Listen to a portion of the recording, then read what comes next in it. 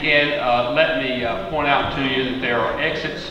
There are several exits from the building in case we have to leave the building quickly. There is the front door. There is the handicapped accessibility door, which is straight that way. And Andrea Calloway is right here. She'll be the individual who will be heading out that way. If there is something, she'll be opening the door and she'll be calling to you, so you can go out that door if you need to. There are 2 exits at each end of this corridor out here. Gary Bradshaw, who's right back here, will be the man who will direct you out there if that happens. So we need to be aware of where our exits are. We hope we don't have to use them now, don't we? But this building was built in what, 1926? So you know. It's what? Well, they are built better, yeah. We've done some changes and we think improvements here. We've moved our gift shop here. So we wanted to call your attention to the fact that we have the new Christmas card here. Oh, we've got young people. Good morning. How are you? It's good to see you. Please come in. Please come in. And we have the Christmas cards are here for $11.69. That amount includes the tax. Calendars are in the pre-production stage of Lenoir printing. I was down today and I picked up the proof, and we think they'll be available easily by the end of October. Probably the 1st of November is when we'll have them ready for you to purchase the calendars. The past CDs, those 5 CDs that we have produced about Caldwell County history, are now on sale for $10. That's $10.68 with the tax. They're on sale right now. We have printed cards from previous years. We have a small supply of those, and they're on sale for half price. So they're $5.34 plus. Well, that's $5.34 for a pack of 12. That includes the tax. Now we have Christmas ornaments. You see them lined up. You know, over the years there have been Christmas ornaments produced. They are $1. We're not going to worry about the tax unless you want to throw a nickel at us. Thank you very much. But we're not going to count all the change and do that sort of thing. But they're $1, and I think you'll find some that might interest you over the years. These are little booklets by Nancy Alexander, published in 1990, called Furniture Land. It's a brief history of the furniture industry. You're going to get one free today. Okay? So, here, let's give these people some right now. I'm not going to pass them all out, but I do want you to have one, and then we'll see that you get them as you exit. As long as they last, I think we have more somewhere, but anyway, we have those. Now, I'm going to stop talking. That's new for me. I do recognize my brother David is here. We have all the way from Mayberry. Jeanie and David went to school together at East Harper Elementary School. How many of you went to East Harper Elementary School? Jennifer Hedrick. Wow. Adeline Stevens went there. Yes. Adeline Boyle Stevens went there. Sheila Triplett Brady went there. My grace. Oh, Barbara Freeman. Barbara went to school there. So you're going to enjoy some of these things. Now, my brother read the book after he helped Jeanie remember some of the stories. Exactly. He read the book, and after he read it, his phrase was, pack of lies. So I don't know what she's going to tell you today. I take no responsibility for whatever she said today. But Jeanie Cline is the author of her book about her memories of the wonderful days at East Harper Elementary, and I'm not saying more. Jeanie Cline. Thank you. Thank you. I'm so glad to be here, and I'm so happy to see each and every one of you. Usually when I give a little presentation or a program, I like to open in prayer, if that's okay. So let's bow our heads. Father, we thank you for another beautiful day, Lord. We thank you for all these wonderful people who have come out today, Lord, to share in the memories that have been penned in a book, Lord, a collection that we can keep for the rest of our lives, Lord, and pass on to other generations so that they can share in the wonderful days that we spent back in the 40s and the 50s. Be with us each and every one and bless us, for it's in Jesus' name we pray. Amen. Thank you. Okay, I'm walking around with a mic on because I can't be still. I was that way in school and I always got in trouble. So I wanted to start out a little bit about my heritage, which I don't know if all of you know, but Chief George Martin was my father. And so I have to tell about the Martins who were in England, my ancestors. There was a William Martin who had several children, and he was a very prominent businessman, a lawyer, in England, but he had a rowdy son, Joseph. And so he sent Joseph to America. And when Joseph came to Ellis Island and he invaded the North, he was a womanizer. And so he met all the women, and he married several. He didn't believe in divorce, so he just went on and married and had children. And so in that state of New York, he came on down and he migrated into Virginia, into an unknown town. Well, there he chose about 12 wives and had about 20-some children. And he was so prominent and so well known, they named the town after him Martinsville, Virginia. Okay? In all of that breeding, that you might say, my great-great-grandfather became one of the children. And, oh, is it not on? Oh, but I have this one. We're being aware that the sound in the back is not carried to us. Oh, it's not? Okay, is that better? Okay, I'm sorry. All right, so I guess I'll have to be still then. So Joseph Martin married a squaw, which was my great-great-grandmother, Samantha. So in the process, my father, George Martin, and his older brother, Charles, his younger brother, Charles, and older brother, James, and his sister, Frances, and his mom and dad settled in Marietta, Georgia. And they worked at a textile mill. And I remember my father seeing how his dad had struggled so much in poverty that he said, I'm going to do better than that. So I'm going to move on. There was an opening for a textile worker at the Hudson Cotton Mill. So my grandparents moved from Marietta, Georgia to Hickory and settled there. However, when they got there, there was no job. All the jobs had been taken. I wrote about this in my first book called Step Into My Heart. It was a very brutal time for the Martins. And again, my dad saw the poverty and he says, I'm going to do better than this. And I'll skip through the years and tell you that he did. He worked very hard. He was in World War II. He was stationed in Cortina, Italy as a communications chief. And he was always a rigid, authoritative person. I grew up that way. Then I had a mom who was very soft-hearted and gentle, loving, kind, the peacemaker of the family. Anyhow, throughout the years, my dad went through the ranks of captain and major and then chief of police. So I'm very proud of what he accomplished by, pulling himself up and making a difference in his life. Now, here comes me. In May of 1970, I'd been sprinkled in a Methodist church. I attended the Methodist church with a lot of my school friends because my dad was, the Martins in Georgia were Methodist, and my mother, being from Hickory, was a Baptist.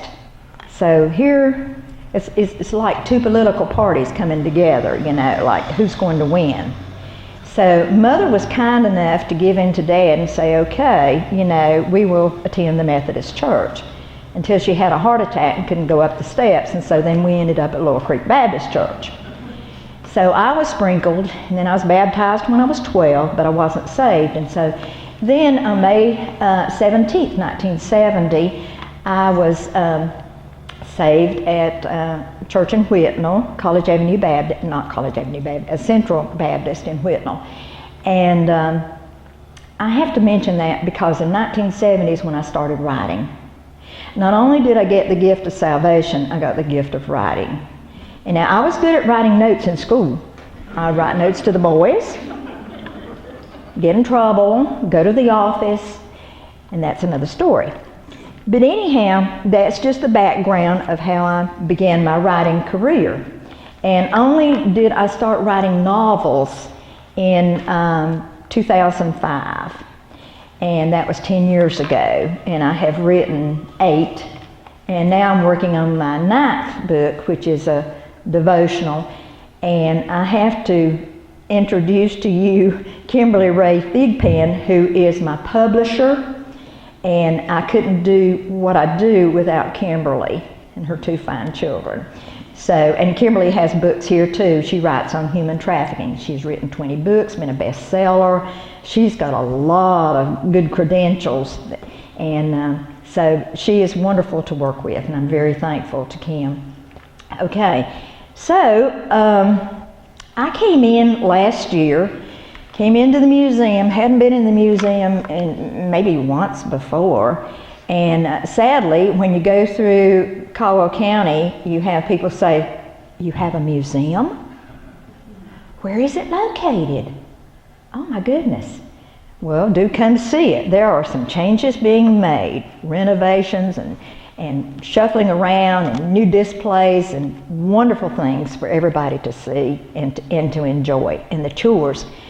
I think the most fun thing, working with Bobby, the most fun thing is when the tour crowd comes in and they look at all these things, and you know, we had a senior group not too long ago from Union Grove Baptist Church, and they were just totally amazed at all the memories, and they appreciated it so much. So every town should have a museum, and I'm very proud of ours, and I'm glad that in the past month I've been volunteering here. But anyhow, last year I came in and I talked with Mr. Hawkins and I talked with Colin Faust, and I said, I'm going to write a book on East Harper School. I've been to the library and talked with Forrest Tate, but I can't find anything that I can use. I mean, you know, little bits and pieces, but I said, why has nobody ever written about our school? It's fantastic in the 40s and 50s. Nobody had an answer. So John said, you can go back to the library, you can go up to the education room and see what you can find. And so I did. And I didn't find anything. And I was sad, and so I went home and I said, okay.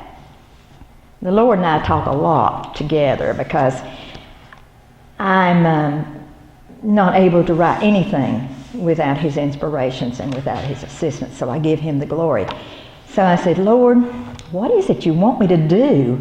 This is not something that I can write about. This happened 100 years ago, at least. And my memory, I can't remember anything about that, you know, bits and pieces. But there was a young lady, a schoolmate of mine by the name of Barbara Watson. Barbara had written me about 4 or 5 years ago. And she said, I remember this and I remember that, and it was beautiful. All at East Harper School. And I thought, how do you remember all that? I don't remember that, but yeah, it kind of clicks in my mind a little bit. There is something there in my mind. And so I tried to contact her back, and Barbara had moved, and she had recently married a choir director of her Baptist church, and was very happy. She is one of the finest Christian women I've ever seen in my life. She lives in Dandridge, Tennessee. So I finally got a telephone number and called her, and I said, Barbara, you remember so much about East Harper School. Tell me more. We talked for about 2 hours. Barbara had had surgery last year on a vocal cord. She was active in band and a wonderful vocalist, but they clipped her vocal cords, and so when she would talk, she would take deep breaths, and then her voice would crack, and she had problems, and then she'd have to hang up the phone and use her vaporizer and what is it? It's not vaporizer, it's the inhaler. She had to use her inhaler.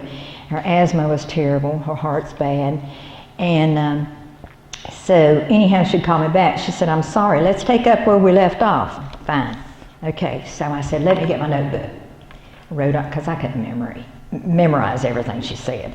So I wrote down all these notes, and I said, Barbara, we need to write about East Harper School. She said, oh, Jeanie, I can tell you everything about East Harper School. I said, you can?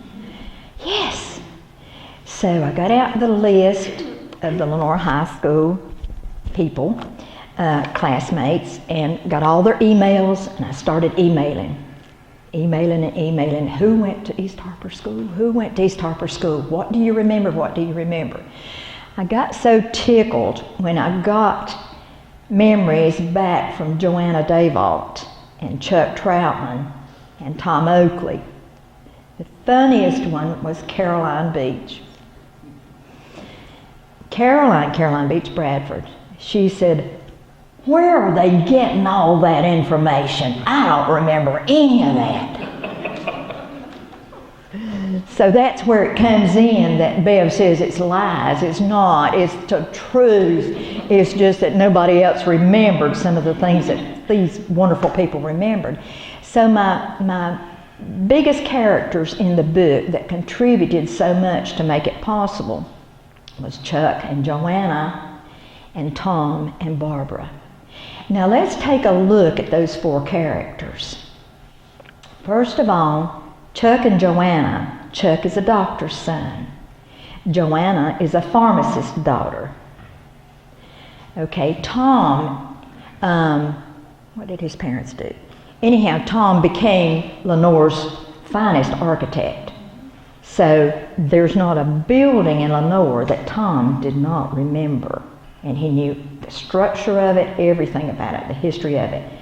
So I had three key people. Then I had Barbara.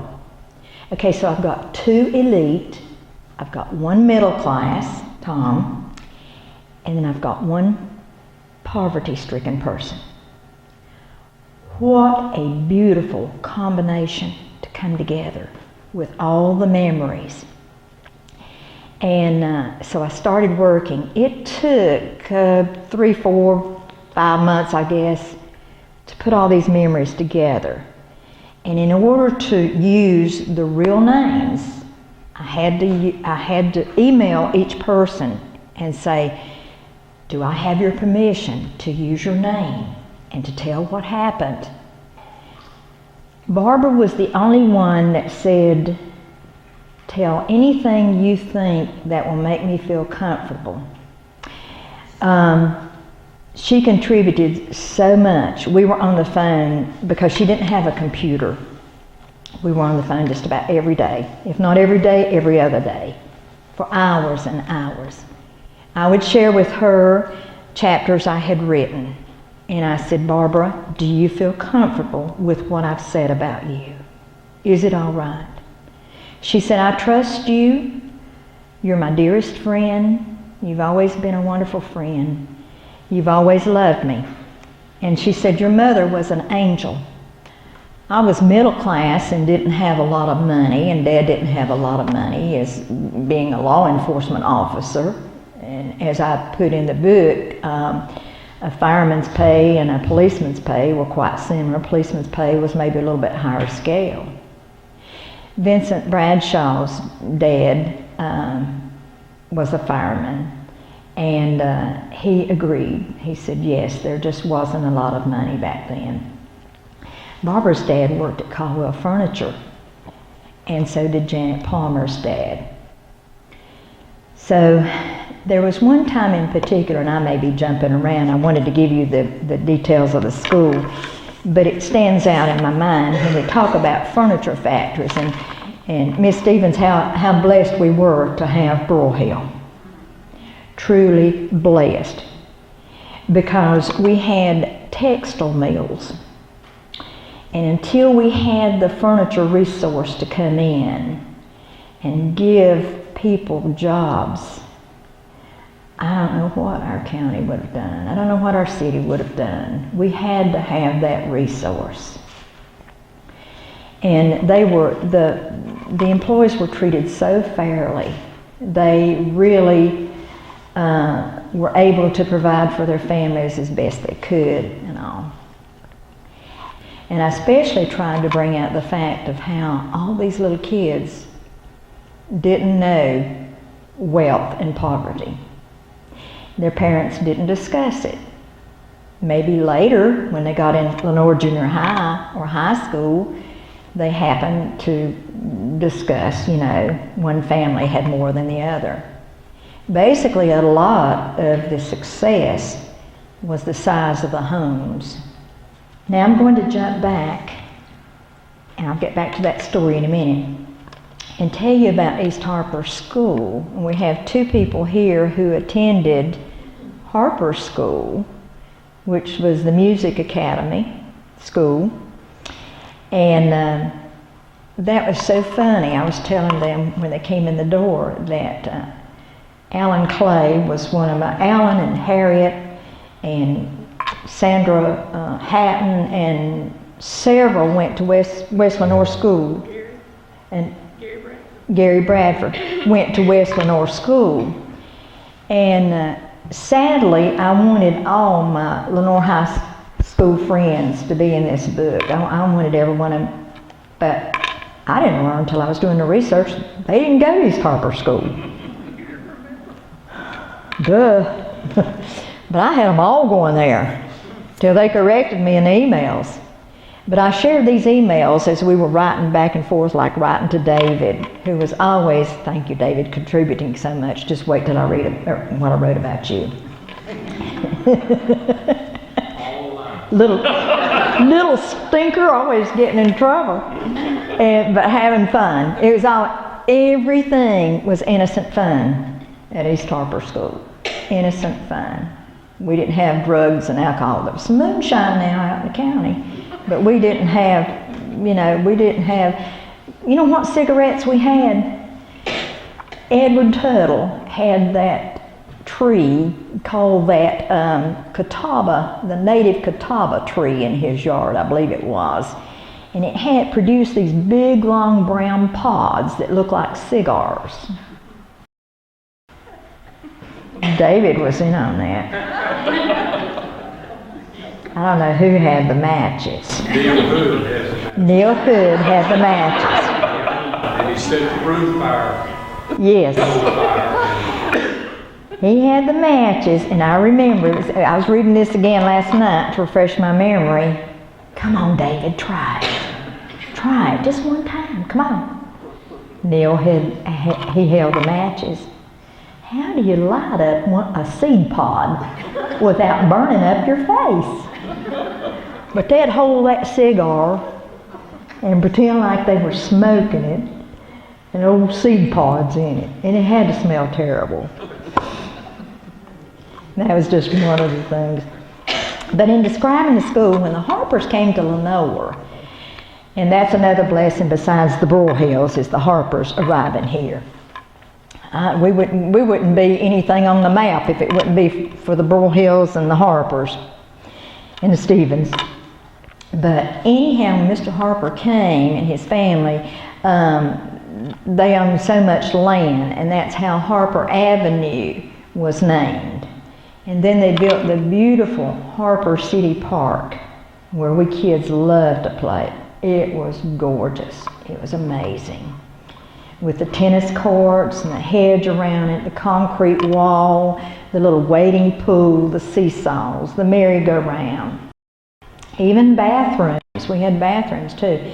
And so then East Harper School opened its doors in September 1927.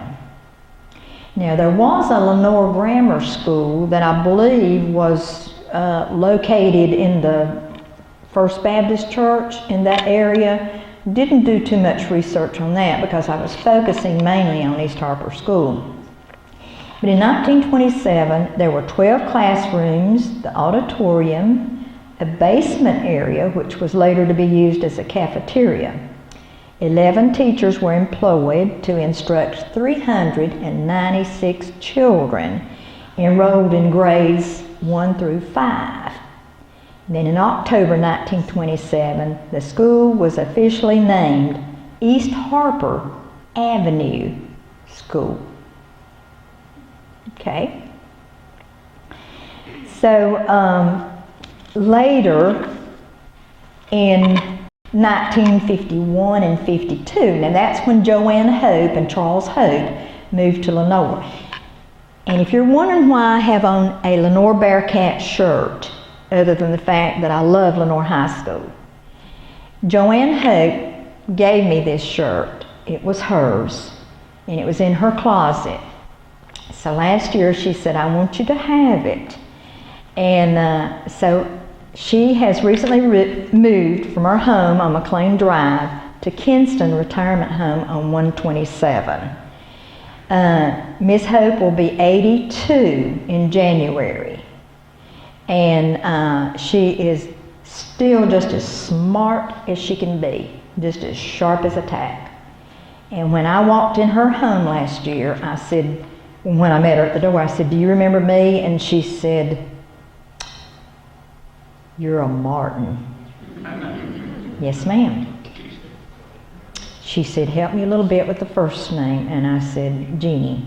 That's right. She said, your dad was the policeman. Yes, ma'am. Then I started going over all the characters with her, and I said, do you remember Chuck and Joanna and Tom? And she didn't remember Barbara. And so I don't know why that was, but anyhow, we went over all the names. She especially loved Tom Oakley.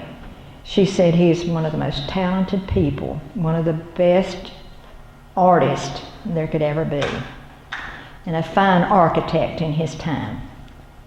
So it was amazing to me that she remembered a lot more than I did, a lot more. Now go back to the year of 1951 and 52 when Mr. and Miss Hope moved to Lenoir. 4 additional classrooms, a modern cafeteria, and a new administrative office was added in order to meet increased enrollments.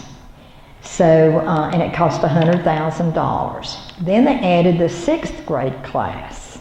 Okay, that year when the 6th grade class was added, Bill Frazier was the new teacher.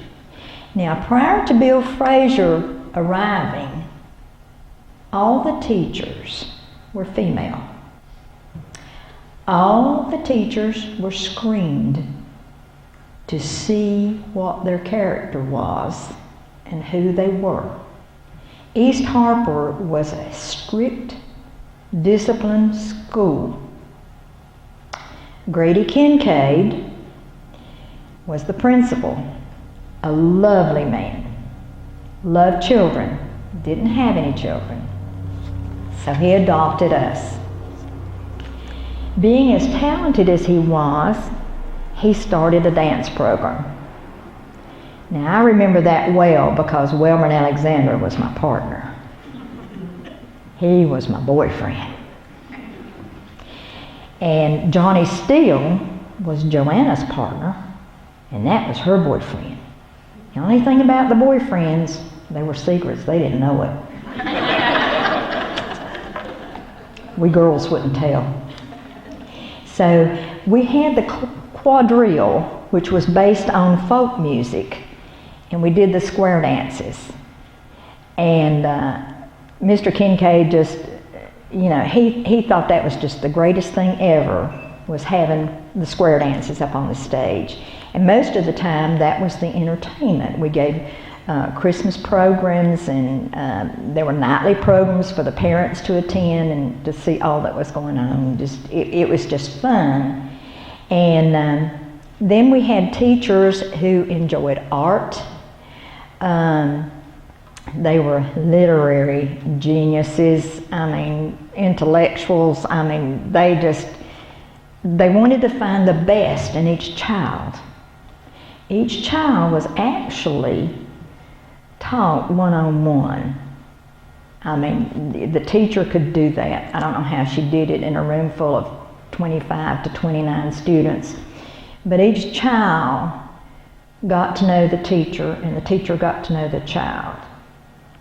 They did monthly reports. I found this out through Ms. Hope. They did monthly reports on the child's background and the child's parents and their social status and all these things.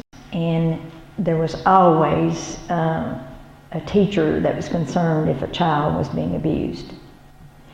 I'm going to read a few things from the book that I hope will bring some laughter to you.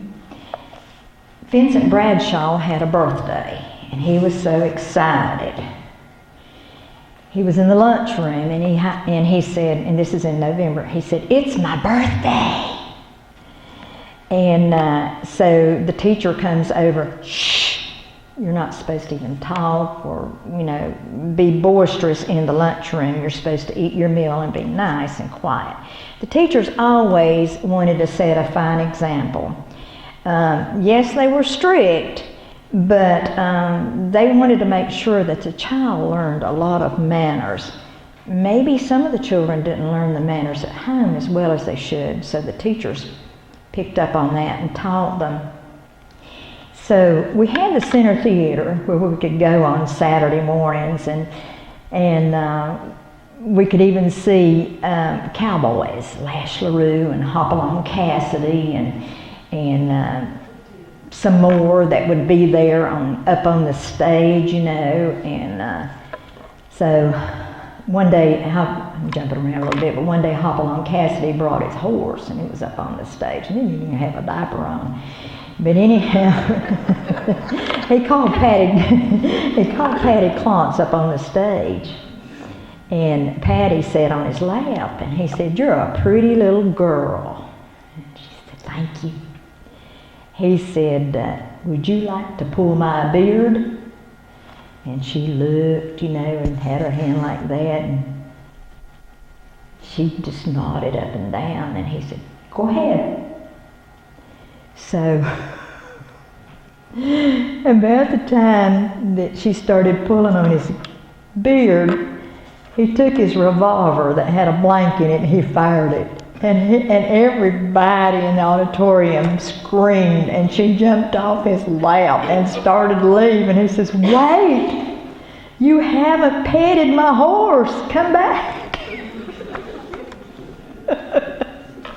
So Vincent decided he wanted to have his birthday party on Saturday morning at the Center Theater. So all the kids in the classrooms, both the classrooms, they said, "Sure, we want to go." But while they were sitting there in the lunchroom, they're trying to figure out how they're going to get a quarter to go to the movies. It's 9 cents to get in. And let's see, popcorn was 10 cents, and a drink was a nickel. 15, 9, 20, and that left a penny for the lollipop. Well, I always had to take my penny home. Mother and Daddy said, "We'll give you a quarter, but we want the change." So I never got the lollipop. Probably saved my teeth. Okay, so they're sitting in the lunchroom, and Neil Hood, oh David.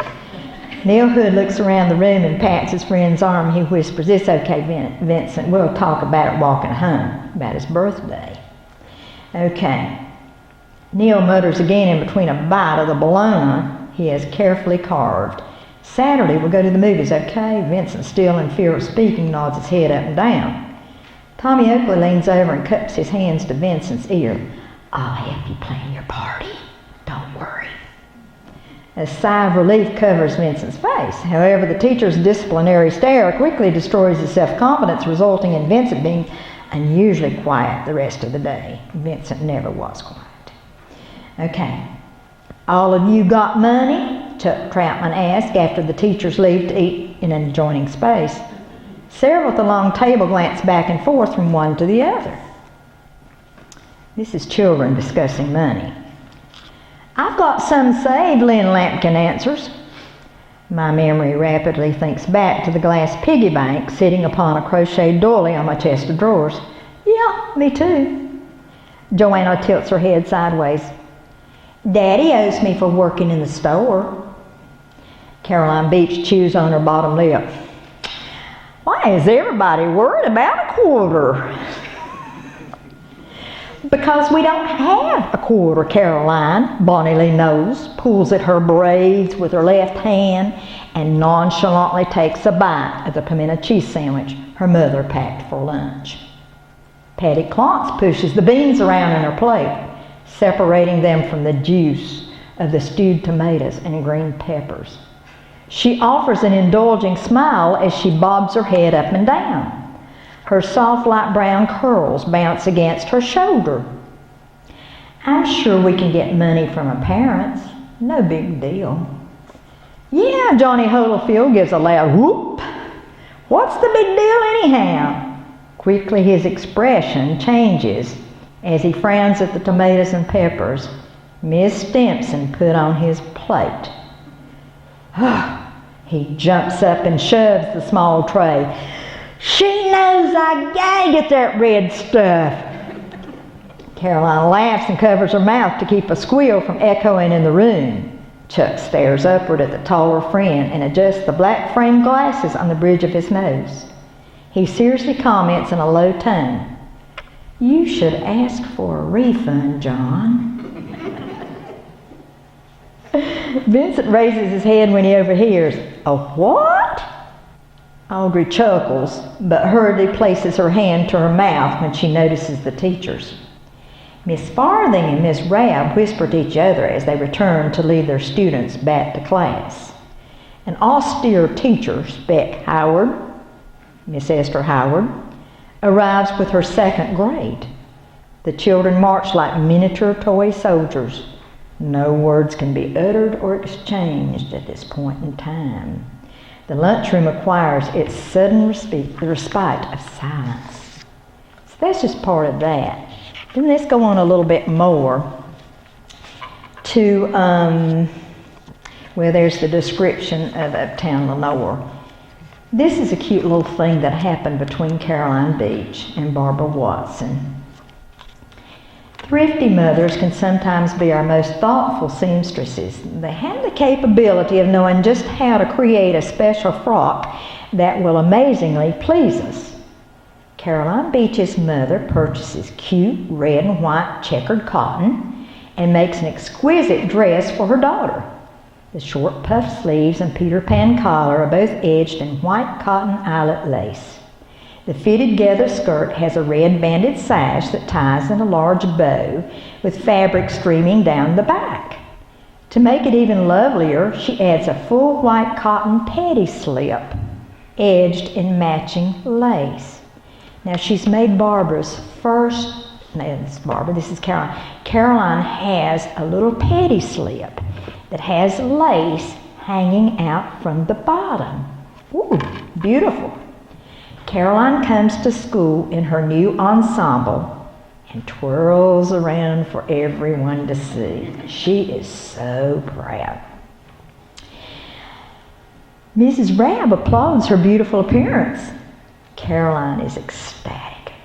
That is, until a couple of boys snicker and make fun of the lace that extends beyond the hemline. They fail to understand the fashionable intention of her mother's design. Caroline is distraught in the situation, and tears do not seem to relieve her embarrassment. She finds it quite difficult to suffer through the day's humility that Mr. Kincaid assures her is only a misunderstanding of style. Another pretty brown-eyed, brown-haired girl, Barbara Watson, returns from the girls' bathroom and enters Miss Farthing's room with a persistent giggle. Everything is funny. Miss Farthing becomes agitated, grabs her hand and marches her to Mr. Kincaid's office. She sits down next to a little girl who is crying about her dress. Barbara finds that amusing. At least you have a new dress, so why are you crying? Caroline frowns. Barbara giggles that much more, so much to the point. She eventually has Caroline laughing. Mr. Kincaid peeps around the corner. He knows it is not the first time Barbara has been in his office, and most assuredly will not be the last. The perfect pair for the moment, he thinks. He listens to both of them as they exchange their woes of the day. It appears Caroline has little reason for her tears.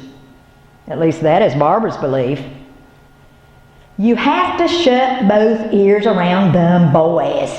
What do they know about petticoats anyhow? But, Barbara laughs out loud, you should go with me sometime and see the big rat down in the furnace room. I don't like rats. Well, then don't go. Barbara stands with her hands positioned on her hips. May I leave now, Mr. Kincaid? He shakes his head in bewilderment after listening to their drama. Are you feeling any better, Caroline? She nods her head yes. Very well then, I'll walk you to Miss Rabb's room. And he pivots. Barbara, you stay close to my side. Please don't run away. Yes, sir, Mr. Kincaid. So that was Barbara and Caroline, and remember that you have a person that is of a different socioeconomic status from the other person. Let's see. Forgot what I marked. Oh, this is good. This is really good. Barbara's finding out about what a godmother is. She never had one. So this is gift giving. And they're out on the playground and discussing what they got for Christmas. And Joanna is so excited about her new gift. And at the back of the school, as you go out to the far right, were steps. I had them counted. I forgot how many there were. I've even been out there and walked on them and counted them. But there were 3 sets of steps, which it just looked like it went up to heaven. And that's where, thank you, darling, that's where the girls, not the boys, but the girls would sit there and they'd tell about their little fairy tales and things they'd done and things that they were given, and had their dolls, and they would play, and they exchanged all their secrets and had their fun times. So memories were made on those steps that led up to, let's see, that was East Avenue, that went to West Avenue, that went through the center of town. And so they were discussing, let's see, Barbara notices a group of girls scattered up and down the elevated flight of concrete steps that sparkle in sunlight from the 60-degree temperature. I even went out there and took a person that was familiar with concrete, and I said, what is in this concrete? Of course, it aged so much since the 40s that makes it sparkle. And she said, it's mica. And I said, well, Barbara said it was like little jewels to her, you know, when the sun would shine on it. And that concrete was, well, it was old from 1927, but still, it sparkled as the sun would come down on it. And that meant a lot to her. She just said she loved the stairs and called them her stairway to heaven. So the girls are wearing their new outfits they received for Christmas. And in the midst of the crowd is Barbara's good friend, Carolyn Fowler. Barbara sits on the 4th step. Hey, Carolyn, what did you get for Christmas? Oh, a lot of things, Barbara. See my new dress? She stands and twirls the full skirt. Her white petticoat shows as she grins. Santa was good this year. Barbara looks toward Joanna and she asks, you know what I got? What? Barbara asked. A bride doll with a wardrobe of clothing. She came in a miniature blue steamer trunk with travel stickers all over it. And every year I get a coloring book. Joanna's eyes sparkle as she describes her gift. Barbara has a faded smile. I guess you got some more things too. Yes, I got a new big box of Crayolas. That was the best. Why? Barbara asked. Because there are 64 in a box. That's nice. Barbara looks away with a tear in her eye. Joanna fails to notice as she continues. My grandmother gave me a book this year. Heidi. Not a picture book, just many pages of reading. She's from Germany. Barbara shakes her head and argues. Heidi is not from Germany. No, my godmother. She's from Germany. Heidi's from Switzerland. I know that. And guess what? She can yodel too. Joanna tilts her head sideways. My godmother's nice. She doesn't have any kids, and what? Barbara asked. Well, she doesn't know much about kids. Why? She doesn't know little girls don't like itchy sweaters, the kind she knits herself. Well, give them to a child who needs them. I can't do that. Why? Barbara asked. Because you don't part with gifts that someone gives you. Oh. Barbara bites her lip and just moses away. Okay, Neil Hood strolls over to the girls and a couple of his friends trail closely behind. They always wonder what kind of prank he will play next. Say kids, what time is it? Barbara yells from the top of the steps. Howdy doody time! How'd you know? He shouts. You dummy, I listen to the radio. She walks down to the landing. That's how you knew, the radio. I know you don't have a TV. Nobody had a TV. No, I don't, Neil snaps back. Nobody around here has one. Chuck ambles over as he licks on his popsicle. I heard on the radio NBC had Buffalo Bob on that show. Vincent joins the conversation. Yeah, but somebody said he didn't have Howdy Doody. Chuck licks the stick and puts it in his pocket. I heard they had a fuss with the man who made it. Chuck always kept up with the news and he knew everything. He read every comic book there was. And he got them free at Dave Alt's drugstore when he sat in the booth and read them. And Mr. Dave Alt said you can read all the comic books you want to, but don't wrinkle a page so I can sell them. So they were all talking about Howdy Doody, and that was the wonderful radio broadcast. I need to find this thing about David. I just got to read that. Let's see here, Mr. David. I think David enjoyed The Shadow. Is that right? A favorite radio program. The Shadow knows. Okay, want to go searching? Vincent Bradshaw asked David Bill. What, he asked. Anything. You know, something fun. What about Neil Hood? Think he'd want to go too? Yeah, let's go get him. Vincent and David have little to do over the summer vacation, but act out their crime infiltrations, learn from their favorite radio program, The Shadow. What better place to do this than the old hospital that closed years ago? Uh-oh. Do y'all remember the old hospital and where it was off of Hospital Avenue? Oh yes. A creepy place once it closed. But they love to go around there. Not that they're supposed to or can. It's illegal. Trespassing. Here they go. Okay. Jumping on their bikes, they head toward Neil's house. In a matter of minutes, the three young boys pedaled away to the creepy white building with its wraparound porch located off Hospital Avenue. They park outside, stand together, and gape at the structure that appears to be unsound. A large posted sign reads, "No trespassing." They chew on their bottom lips simultaneously. Nervously, one of them urges the other to take the first step toward an entrance door.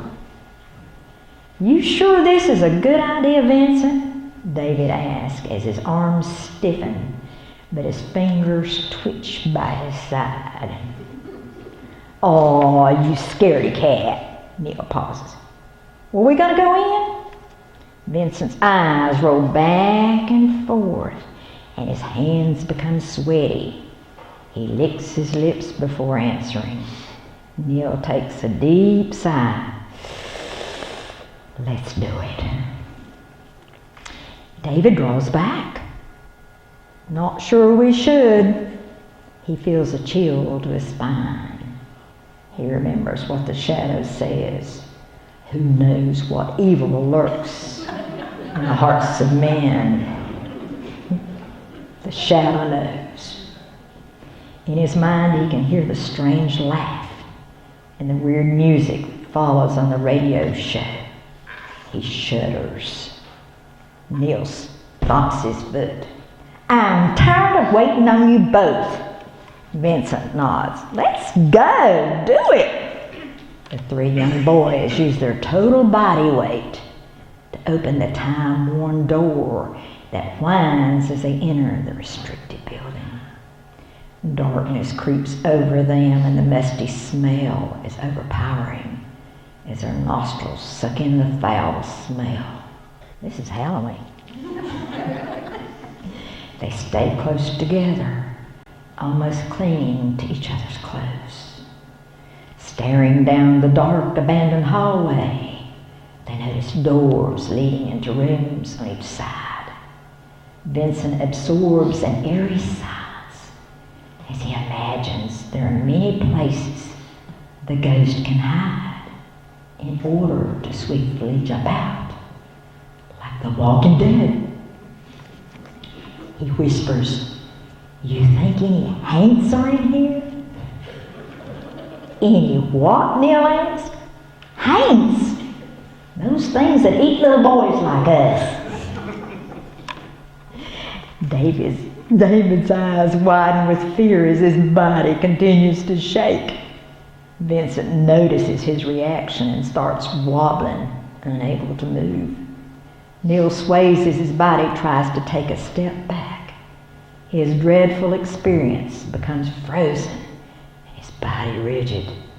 They stay close together.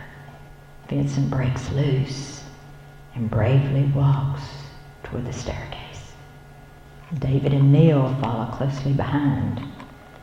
They halt on the fourth step.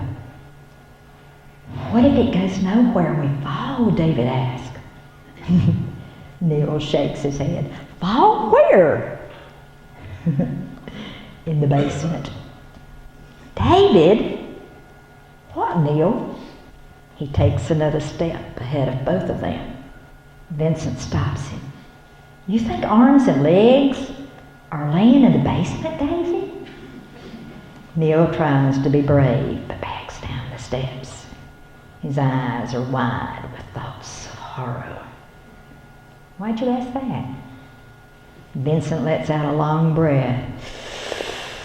Because what do you think they do when they cut off an arm? Neil's eyebrows arch with shock. Cut off an arm? Vincent nods. Yeah, you know, amputate. David hears the shadow in his head. Crime does not pay. The shadow knows. Neil pivots and heads down the steps and runs out past them. Vincent and David are left alone, but only for seconds. Soon they gather in his presence. They stand outside, staring at the empty fish pond and warm bench chairs where families of patients once sat and waited. All three of them are quivering. Neil asks, you think there's a furnace? David affirms, yeah, the hospital would have a stove. Neil shakes his head. No, I mean a furnace. Yeah, I know what you said. David gestures with both hands in the air. Yeah? Vincent takes a deep breath. David, he's talking about burning the arm. David's eyes show fear. What? Yeah, a hot stove to burn bodies. Vincent signals with his head up and down to confirm. David steps back. He remains silent as he remembers parts of the shadow's remark. The weed of crime bears bitter fruit. His parents are going to be so mad if they learn about this, and he will be severely punished. Vincent walks away from them in search of a furnace. He discovers a small building, and they follow him. They peek inside and believe they have discovered the place where body parts are cremated, burn up forever in the hot, very fiery furnace. The despicable smell takes his breath. Vincent coughs but remains as David and Neil are hightailing it home. One flees to the left and the other to the right. David passes Vincent's house and heads up Stonewall Street, and until he reaches the safety of his home, only the shadow knows.